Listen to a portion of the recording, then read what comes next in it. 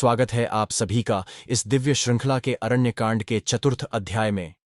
वनवासी जीवन के क्रम में श्री राम, लक्ष्मण और माता सीता जब पंचवटी की ओर अग्रसर होते हैं, तब मार्ग में वे पहुंचते हैं महान तपस्वी, तेजस्वी और योगबल से पूरित महर्षि अगस्त्य के पावन आश्रम में।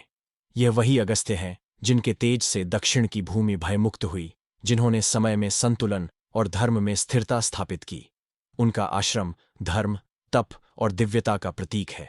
जैसे ही श्री राम उनके चरणों में नत होते हैं, मुनिवर उन्हें हर्ष और श्रद्धा से आशीर्वाद देते हैं।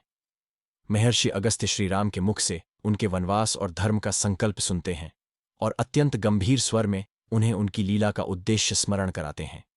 वे कहते हैं, हे रघुकुल नंदन, यह वन भूमि राक्षसी आतंक से त्रस्त है।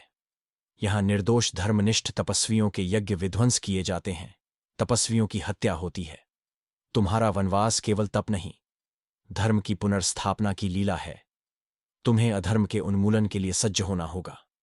तत्पश्चात अगस्त्य मुनि श्रीराम को प्रदान करते हैं त्रेता युग के दुर्लभ दिव्य अस्त्र, एक तेजस्वी खड्ग तलवार जो अंधकार को चीर सके, एक अद्भुत धनुष जो देवताओं से प्राप्त हुआ था, और एक तरकश जिसमें अमोघ बाण भरे थे, जो एक बार चलने पर लक्ष्य को भेदे बिना लौटते नहीं।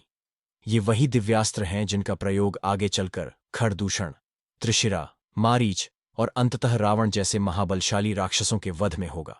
यह दृश्य केवल अस्त्र प्रदान का नहीं, अपितु ईश्वरीय योजना की सक्रियता का क्षण है, जहां धरती के रक्षक को अब उसके युद्ध हेतु सुसज्ज किया जा रहा है।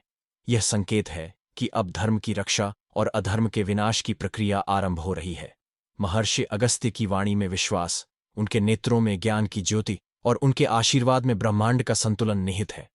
वह श्रीराम को आशीर्वाद देते हैं, हे राम, धर्म की पताका तुम्हारे हाथों पुनः फहरेगी। यह अस्त्र केवल युद्ध के लिए नहीं, अपितु धर्म के पुनर्स्थापन हेतु है। इन्हें उसी मर्यादा और संयम के साथ प्रयोग करना जो तुम्हारी आत्मा का स्वभाव है।